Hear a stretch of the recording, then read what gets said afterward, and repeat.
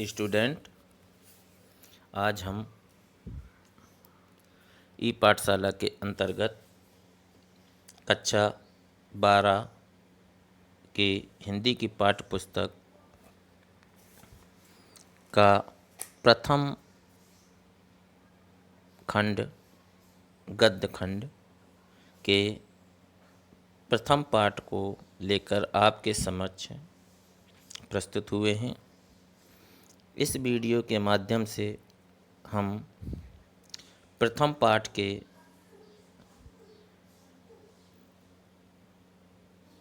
जिसके रचनाकार वासुदेव शरण अग्रवाल जी हैं, राष्ट्र का स्वरूप इनका लिखा हुआ निबंध है, जिसके बारे में हम जानेंगे और समझेंगे।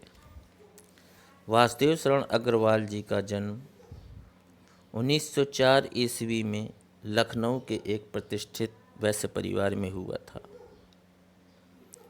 इन्होंने अनेक निबंधों की रचना की। इनके निबंध अनुसंधानात्मक और सांस्कृतिक होते थे, जैसे कल्पवृक्ष, पृथ्वीपुत्र, भारत की एकता, माता भूमि इनकी कृतियां हैं। इन्होंने जयसीकृत पद्मावत और हर्षचरित्र जैसे विषयों पर भी सांस्कृतिक अध्ययन प्रस्तुत किए और हिंदी साहित्य को गौरवान्वित किया। उसी श्रेणी में प्रस्तुत निबंध राष्ट्र का स्वरूप इनके पृथ्वीपुत्र नामक निबंध संग्रह से लिया गया है। इस निबंध में लेखक ने यह बताया है कि राष्ट्र का स्वरूप 3 तत्वों से मिलकर बना होता है। ये 3 तत्व हैं पृथ्वी, जन और संस्कृति। इन तीनों तत्वों के द्वारा राष्ट्र का निर्माण होता है। पृथ्वी को माता के रूप में और स्वयं को पृथ्वी का पुत्र मानना राष्ट्रीयता की भावना के उदय के लिए आवश्यक है। राष्ट्र के समग्र रूप में भूमि और जन का संबंध होना चाहिए। इसके साथ साथ संस्कृति के विषय में भी लेखक ने मार्मिक विचार प्रकट किए हैं। तो हम प्रथम पाठ का वाचन एक एक पैराग्राफ करते जाएंगे और उसी के साथ में उसकी व्याख्या को भी विस्तार देते जाएंगे। छात्रों से अपेक्षा है कि पाठ को अच्छी तरीके से समझें और जानें। तो भूमि पर बसने वाला जन और जन की संस्कृति, इन तीनों से पाठ में बताया गया है कि इन तीनों तत्वों से मिलकर राष्ट्र का स्वरूप बनता है। 3 तत्व भूमि पर रहने वाला या भूमिखट्ट, ये सब ही राष्ट्र का निर्माण करते हैं। जैसे कह सकते हैं, निश्चित भूमखंड पर रहने वाला जन समुदाय जिसकी निश्चित परंपरा रीति रिवाज हों, उसे हम राष्ट्र कह सकते हैं। तो आपने राष्ट्र के स्वरूप को जाना कि यही तीनों तत्व मिलकर राष्ट्र का स्वरूप बनाते हैं। तो आइए पहला पैराग्राफ पढ़ते हैं। भूमि का निर्माण देवों ने किया है वह अनंत काल से उसके भौतिक स्वरूप और सौंदर्य समृद्धि के प्रति सचेत होना हमारा आवश्यक कर्तव्य है। भूमि के पार्थिव स्वरूप के प्रति हम जितने अधिक जागृत होंगे उतनी ही हमारी राष्ट्रीयता बलवती हो सकेगी। यह पृथ्वी सच्चे अर्थों में समस्त राष्ट्रीय विचारधाराओं की जननी है। जो राष्ट्रीयता पृथ्वी के साथ नहीं जुड़ी वह निर्मूल होती है। राष्ट्रीयता की जड़ें पृथ्वी में जितनी गहरी होंगी उतना ही राष्ट्रीय भावों का अंकुर पल्लवित होगा।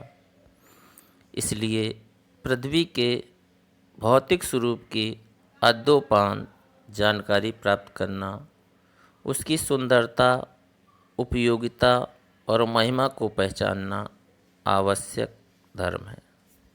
ये आपका पहला पैराग्राफ हुआ। तो जैसा कि बताया गया है कि भूमि का निर्माण देवों ने किया है, तो भूमि का निर्माण देवताओं ने किया है या प्राकृतिक रूप से हुआ है वह अनंत काल से है।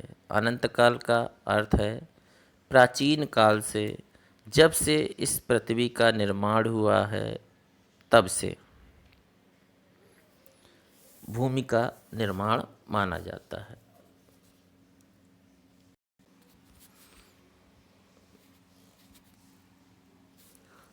वासुदेव शरण अग्रवाल द्वारा कहा गया कि राष्ट्र के निर्माण में आवश्यक भूमिका निभाने वाले तत्व पृथ्वी, जन और संस्कृति, जिसमें जन के विषय में व्याख्या करते हुए कहते हैं, भूमि के विषय में करते हुए बताया गया है। तो उन्होंने सर्वप्रथम भूमि का तत्व लिया है, जिसमें उसकी संरचना, उसे किसने बनाया, इसकी जानकारी उन्होंने दी है कि भूमि प्राकृतिक रूप से संरचना हुई है। इसके विषय में निश्चित समय सीमा निर्धारित नहीं की जा सकती है। जब से इस पृथ्वी का निर्माण हुआ, इसका निर्धारण करना अत्यंत कठिन है। इसका एक भौतिक स्वरूप और एक आध्यात्मिक स्वरूप। भौतिक स्वरूप का अर्थ होता है तत्व आदि का विषय, गुण, संरचना, विज्ञान के तर्कों के द्वारा सहारा लेकर हम जिसे सिद्ध कर सकें वह भौतिक स्वरूप होता है। कुछ वस्तुएं प्रत्यक्ष दिखाई देती हैं, कुछ अप्रत्यक्ष। जो हमें प्रत्यक्ष दिखाई देती हैं वह भौतिक स्वरूप होता है। इसकी सुंदरता, समृद्ध का मतलब होता है संपन्नता, और यह पृथ्वी संपन्न है क्योंकि पृथ्वी में ही हीरे, मोती, जवाहरात, अन्न, जल, ये सब पृथ्वी के अंदर ही होते हैं और इन सब का आधार भूमि ही है, क्योंकि ये सब भूमि से ही उत्पन्न होते हैं। हमें रहना पृथ्वी पर ही है, अतः इसका सबका आधार पृथ्वी ही है। आगे कहते हैं कि हमें उसकी समृद्धि के प्रति सचेत रहना है। सचेत का मतलब चैतन्य, कि पृथ्वी की समृद्धि बनी रहे, इसके प्रति हमें चैतन्य होना है। इस पृथ्वी के वातावरण को बचाने के लिए, उसकी संस्कृति को बचाने के लिए, उसके जीवों को बचाने के लिए, वृक्षों को बचाने के लिए, संपन्नता को बचाने के लिए, जो कि प्रभु के आभूषण माने गए हैं, अगर हमें पृथ्वी को संरक्षित करना है, उसके अस्तित्व को बचाना है, तो उन सबको, मानव को, पशुओं को, वृक्षों को, लताओं को, सबको संरक्षित करना होगा। नहीं तो क्या हो जाएगा? परिवर्तन हो जाएगा, पारिस्थितिकी परिवर्तन हो जाएगा या असंतुलन उत्पन्न हो जाएगा, असंतुलित हो जाएगी। अगर ये सब सारी चीज़ें संतुलित होंगी तभी पृथ्वी पर कल्याणकारी समाज की स्थापना की जा सकती है। दोनों दोनों की आवश्यकता है। अतः कह सकते हैं कि समृद्धि की ओर हमें ध्यान देना हमारा परम कर्तव्य है। मंद मनुष्य से है। अगर पृथ्वी संपन्न होगी तो सीधे सीधे मनुष्य का उन्नति का मार्ग प्रशस्त होगा। अतः हमें अपनी सभ्यता, अपने कल्याण के लिए हमें अपनी पृथ्वी की सुरक्षा करना, उसकी संरक्षा करना, देखभाल करना हमारा दायित्व है और हमें ये दायित्व अच्छी तरीके से निर्वहन करना होगा। भूमि के पार्थिव शरीर के प्रति हम जितने अधिक जागृत होंगे उतनी ही हमारी राष्ट्रीयता बलवती हो सकेगी। तो कहा गया है, भूमि के प्रति हम जितनी जागृत हो सकेंगे, तो यहाँ शब्द आया राष्ट्रीयता। राष्ट्रीयता भूमि से, जन से और संस्कृति से मिलकर राष्ट्रीयता बनी है। जैसे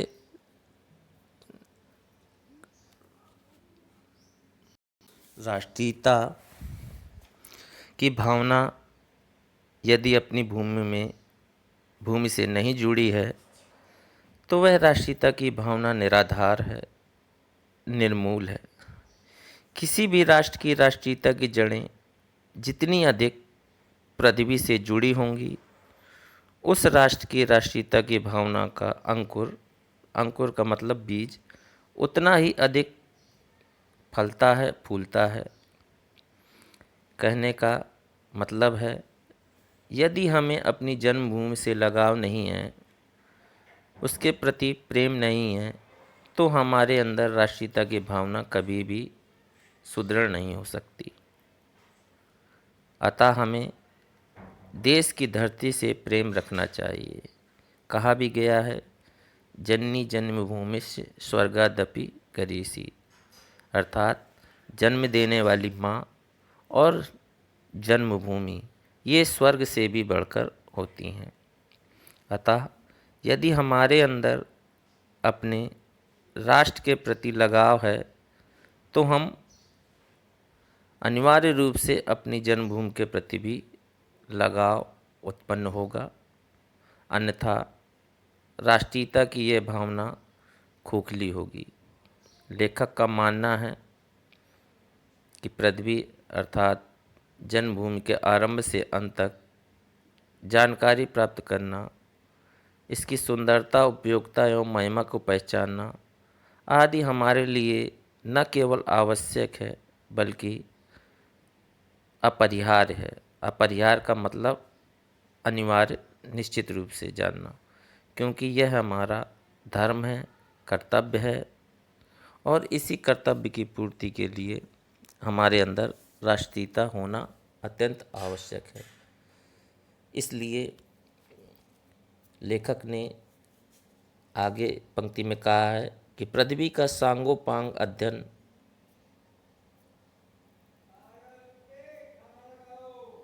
भौतिक स्वरूप की अधोपांत जानकारी प्राप्त करना, उसकी सुंदरता, उपभोक्ता और महिमा को पहचानना आवश्यक है। तो पृथ्वी का भौतिक स्वरूप उपरोक्त लाइनों में आपको बताया गया था। इसकी शुरू से अधोपांत मतलब जब से पृथ्वी का निर्माण हुआ और आज तक, इसी के समय को अधोपांत कहा जाता है। तो अधोपांत जानकारी प्राप्त करना हमारे लिए परम आवश्यक है। जब उसकी जानकारी हमें प्राप्त होगी, तभी हम पृथ्वी की सुंदरता को अक्षुण्ण बनाए रख सकते हैं और उसकी उपयोगिता का वहन कर सकते हैं और उसकी महिमा को पहचान सकते हैं। अगली पंक्तियों में कहा गया है, इस कर्तव्य की पूर्ति सैकड़ों हजारों प्रकार से होनी चाहिए। पृथ्वी से जिस वस्तु का संबंध है, चाहे वह छोटी हो या बड़ी, उसका कुशल प्रश्न पूछने के लिए हमें कमर कसनी चाहिए। पृथ्वी का सांगोपांग अध्ययन जागरणशील राष्ट्र के लिए बहुत ही आनंदप्रद कर्तव्य माना गया है। गांव और नगरों में सैकड़ों केंद्रों से इस प्रकार के अध्ययन का सूत्रपात होना आवश्यक है। तो आइए इन पंक्तियों के व्याख्या को समझते हैं। पृथ्वी से जिस वस्तु का संबंध है, चाहे वह छोटी हो या बड़ी हो, तो ऐसी कोई वस्तु नहीं है जिसका संबंध पृथ्वी से ना हो। पृथ्वी का संबंध हर एक छोटी बड़ी चीज़ से, संसार में ऐसी कोई चीज़ नहीं है जिसका संबंध पृथ्वी से ना हो। तो निश्चित रूप से हर वस्तु में पृथ्वी का तत्व रहता है, इसीलिए पृथ्वी हर जगह विद्यमान है और पृथ्वी में हर जगह पाए जाने वाले तत्व में पृथ्वी का अंश पाया जाता है। अतः चाहे वह छोटी वस्तु हो या बड़ी वस्तु हो, उसके विषय में जानकारी करना, सुरक्षा करना, कुशलक्षेम रखना, ये हमारा दायित्व है। पृथ्वी की सांगोपांग, यहाँ सांगोपांग आता है एक समस्त अंग। तो हमें पृथ्वी के समस्त अंगों का अध्ययन जागरणशील राष्ट्रों के लिए बहुत आनंदप्रद कर्तव्य माना जाता है। तो ऐसे जागरणशील राष्ट्र जो जागृत हैं, उनके विषय में जानकारी प्राप्त करना एक आवश्यक कर्तव्य माना गया है। इससे हम विमुख नहीं रह सकते हैं और हमें पृथ्वी के तत्वों के बारे में, उसके अंगों के बारे में जानना हमारा कर्तव्य बनाया गया है। चाहे गांव और नगर हों, सैकड़ों केंद्रों से, इस केंद्रों से अध्ययन का सूत्रपात होना आवश्यक है। तो यहाँ पर गांव हो, नगर हो या कोई भी ऐसी जगह हो, कुछ भी जंगल हो, हमें जहाँ मनुष्य निवास करता है, पृथ्वी के जिस भूखंड पर निवास बनाकर रह रहा है, उन सब की जानकारी प्राप्त करना, उन सब के विषय में जानकारी जुटाना और उनका निदान करना, उनके समस्याओं का निस्तारण करना, ये सब हमारे अध्ययन का विषय होना चाहिए। पृथ्वी के बारे में जानने का विषय होना चाहिए। भूमिका को समझना आवश्यक है। तो ये सब हमें जानकारी होना अत्यंत आवश्यक है। तो प्रस्तुत पाठ में, जैसा कि उदाहरण के रूप में अगले पैराग्राफ में दिया गया है कि पृथ्वी की उपजाऊ शक्ति को बढ़ाने वाले मेघ जो प्रतिवर्ष समय पर आकर अपने अमृत जल से इसे सींचते हैं, हमारे अध्ययन की परिधि के अंतर्गत आने चाहिए। इन मेघ जलों से परिवर्धित प्रत्येक तृणलता और वनस्पति का सूक्ष्म परिचय प्राप्त करना ही हमारा कर्तव्य है। तो यहाँ पर उदाहरण के रूप में मेघों का उदाहरण दिया गया है कि जो कि समय समय पर आकर इस पृथ्वी की उपजाऊ शक्ति को बढ़ाते हैं। अगर कहीं ज़्यादा बरसात हो जाती है तो वहाँ की वनस्पति नष्ट हो जाती हैं। कहीं कम बरसात होती है तो वहाँ पर भी अन्न वगैरह नहीं उगता है। इन सब के अध्ययन के बारे में हमें उसको अपनी परिधि में लाना चाहिए।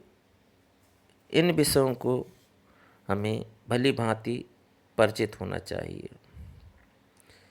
उन मेघ जलों से परिवर्धित प्रत्येक तृणलता और वनस्पति का सूक्ष्म ज्ञान हमें होना चाहिए। यही हमारा कर्तव्य है। जब इस प्रकार हमें समस्त क्षेत्र से ज्ञान प्राप्त हो जाएगा, हमारे ज्ञान के जो कपाट हैं, दरवाजे हैं, खुल जाएंगे, तब सैकड़ों वर्षों से शून्य और अंधकार से भरे हुए जीवन के क्षेत्रों में एक नया उजाला दिखाई देगा। तो जब हमें भूमि की संरचना, भूमि के महत्व और भूमि के उपयोगिता, महिमा के बारे में ज्ञान हो जाएगा, हमारे हृदय रूपी अंधकार जो भरा हुआ है हृदय में पृथ्वी के लिए, वो दूर हो जाएंगे। और जो सैकड़ों वर्षों से, अनंत काल से जो अंधकार चला आ रहा है पृथ्वी की संरचना के विषय में, वह सब दूर हो जाएगा और जीवन के नए मार्ग का प्रशस्तीकरण होगा। नए नए मार्ग खोजे जाएंगे और उन मार्गों से एक उन्नति का नया रास्ता आगे निकल कर आएगा, जिससे नया विकास होगा, नया उजाला होगा। आगे आगे की पंक्तियों में, धरती माता की कोख में जो अमूल निधियाँ भरी हैं, जिनके कारण वह वसुंधरा कहलाती है, उससे कौन परिचित नहीं होना चाहेगा। उससे कौन परिचित नहीं होना चाहेगा। लाखों करोड़ों वर्षों से अनेक प्रकार की धातुएं को पृथ्वी के गर्भ में पोषण मिला है। उन दिन रात बहने वाली नदियों के पहाड़ों को पीस पीस कर अगणित प्रकार की मिट्टियों से पृथ्वी की देह को सजाया गया है। तो प्रस्तुत पैराग्राफ में धरती माता को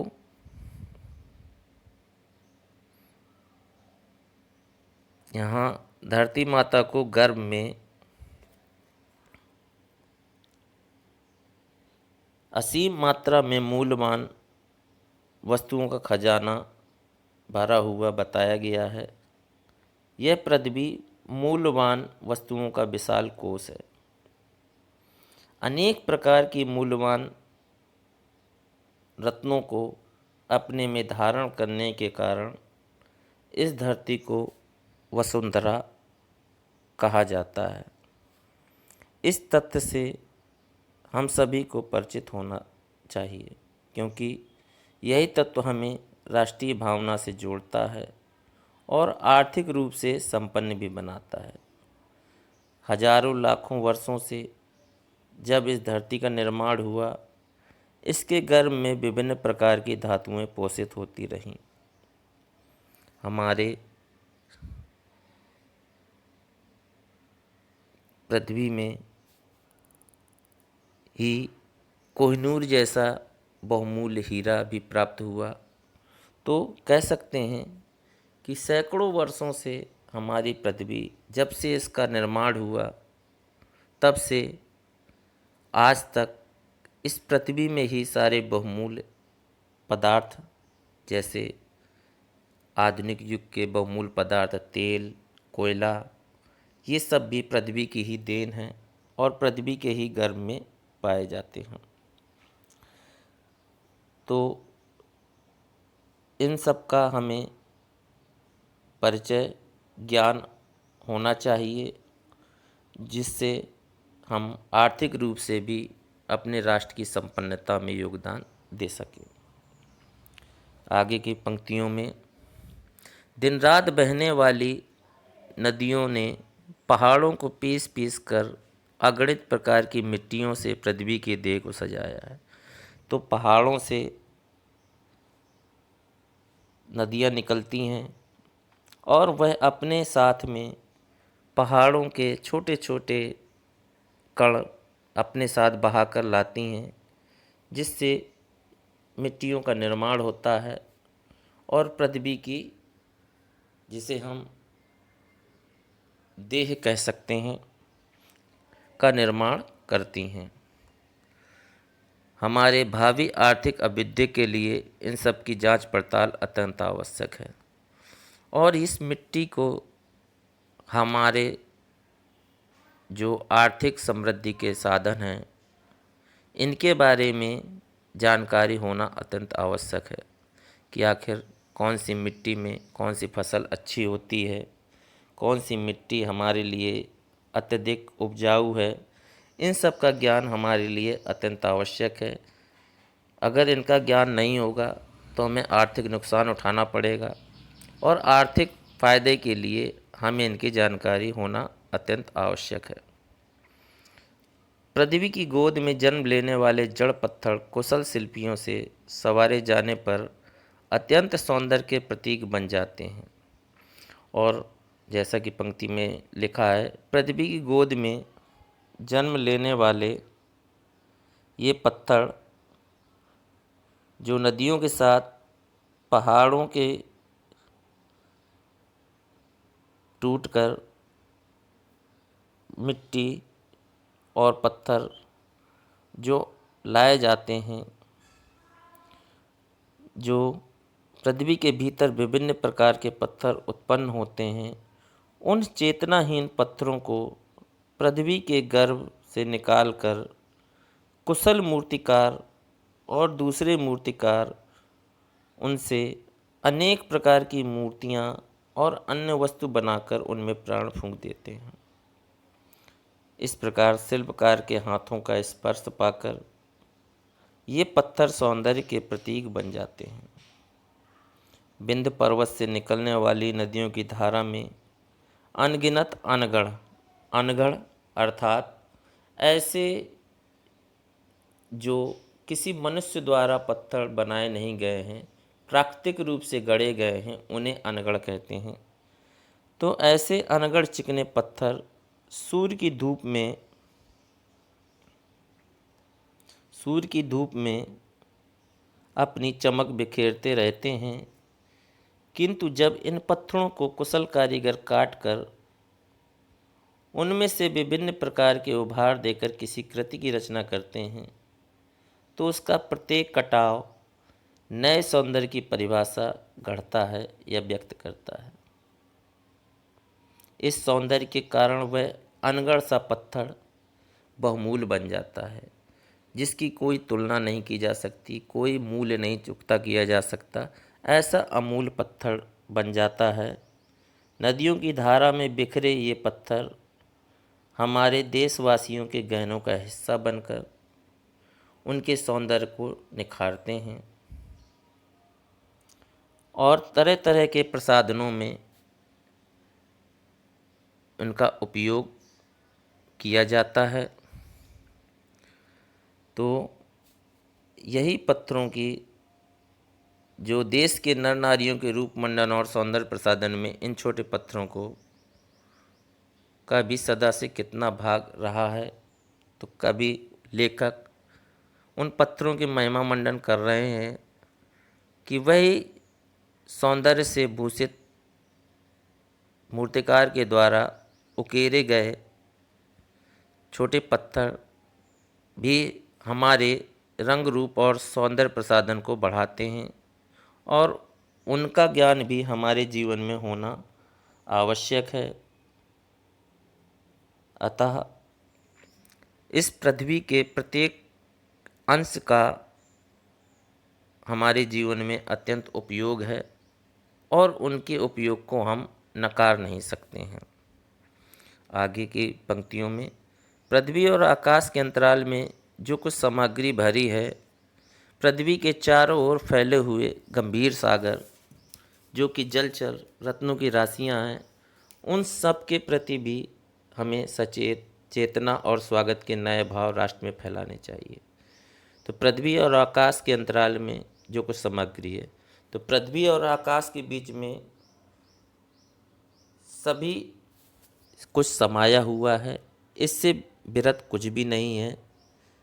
चाहे धरती और आकाश में ही सब कुछ पाया जाता है और पृथ्वी के नीचे गंभीर सागर है जो अपने अंदर अनेक बहुमूल्य रत्न छुपाए हुए हैं, रत्नों की राशियां हैं।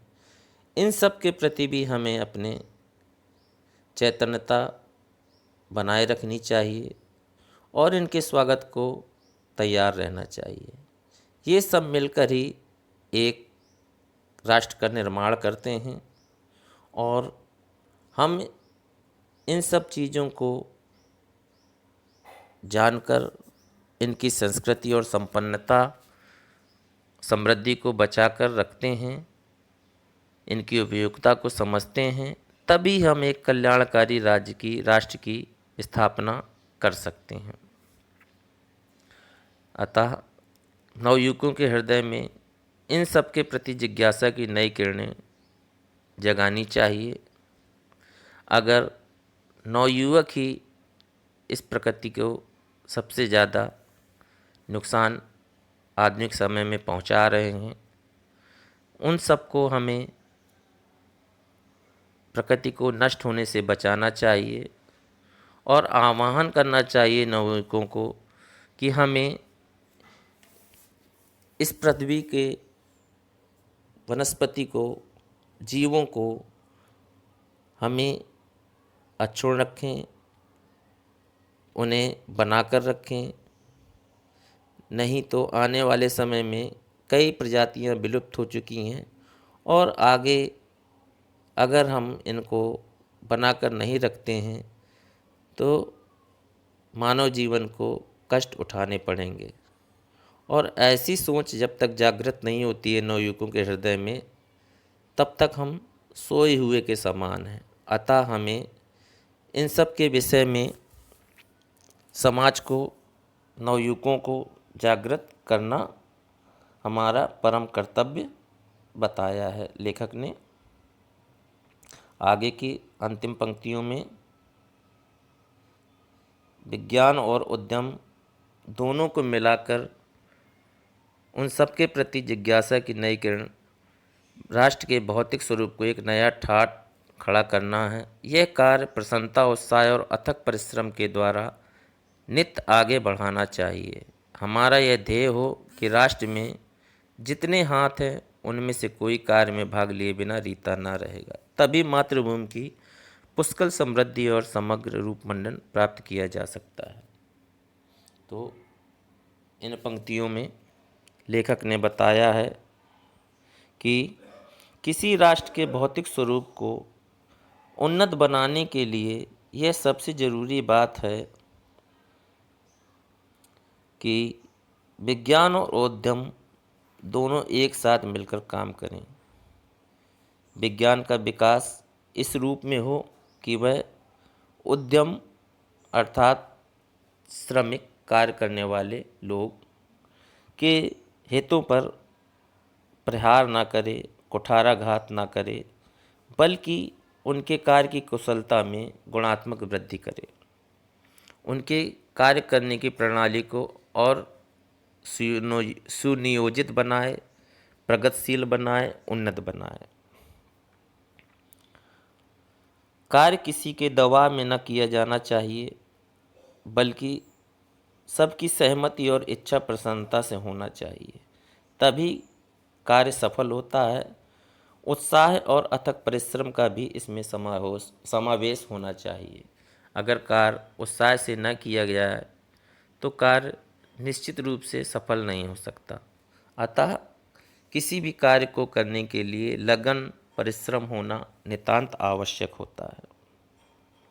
तो हमें जो भी कार्य करें, जैसे हम पढ़ने का कार्य कर रहे हैं, तो पढ़ने के कार्य में भी हमारे अंदर उत्साह होना अत्यंत आवश्यक है। उत्साह नहीं होगा तो चैतन्यता नहीं आएगी, और चैतन्यता नहीं आएगी तो सारे कार्य निष्फल हो जाएंगे। अतः हमें परिश्रम के साथ साथ उत्साह का भी समावेश अपने कार्य में करना चाहिए। यहाँ एक विशेष बात का ध्यान देना सुनिश्चित करना है कि हमें राष्ट्र की नीतियों के निर्धारण में और क्रियान्वयन में सभी लोगों के लिए रोजगार सुनिश्चित करना है। यदि हमारे देश का एक भी हाथ खाली है तो राष्ट्र के सौंदर्य में कलंक के समान होगा। अतः कहने का तात्पर्य ये है कि हमारे देश के जितने भी हाथ हैं, हाथ तो दो ही है, अर्थात सबको रोजगार देना। कोई भी ऐसा हाथ खाली ना हो जिसके पास कोई रोजगार ना हो। अगर उसके पास रोजगार नहीं है तो हमारे राष्ट्र की उन्नति में वह कलंक के समान प्रतीत होता है। और एक उन्नत राष्ट्र का जो हमने स्वप्न देखा है, समृद्धि का समग्र प्रयास किया है, उस प्रयास में हम निष्फल और उद्देश्यपूर्ण नहीं हो पाएगा। वह एक खाली हाथ ही हमारे कलंक के समान प्रतीत होगा। कहने का मतलब यह है कि अपनी मातृभूमि के समग्र और सर्वोत्तम समृद्धि के लिए, उसके रूप सौंदर्य को चरम तक, अंत तक पहुंचाने के लिए विज्ञान का विकास इस प्रकार करना होगा कि एक भी हाथ को रोजगार से खाली ना रहे, सभी के हाथों रोजगार हो, और तभी हम अपनी मातृभूमि की पुष्कल समृद्धि और समग्र रूपमंडन प्राप्त कर सकते हैं। तभी हम अपनी भूमि को एक उन्नति के शिखर तक पहुंचा सकते हैं और पूरे विश्व में उसका महिमा मंडन करवा सकते हैं। इस प्रकार ये आपके प्रथम पाठ राष्ट्र के स्वरूप का पहले अंश की वाचन और व्याख्या हुई। जिन छात्रों को पाठ में कुछ परेशानी हो वह अपने विषयाध्यापक से संपर्क करके अपनी परेशानी दूर कर सकते हैं और मन लगाकर अध्ययन करें। यही सलाह है। धन्यवाद। आगे आने वाले वीडियो में पाठ के दूसरे अंश जन की व्याख्या की जाएगी, फिर उसके उपरांत संस्कृत की व्याख्या की जाएगी। इस प्रकार इन वीडियो के माध्यम से जानकारी आपको पूरे पाठ की दी जाएगी। अगले आने वाले वीडियो की जानकारी के लिए आप सब्सक्राइब करें और बेल बजाएं ताकि आपकी जानकारी पहुंच सके। धन्यवाद।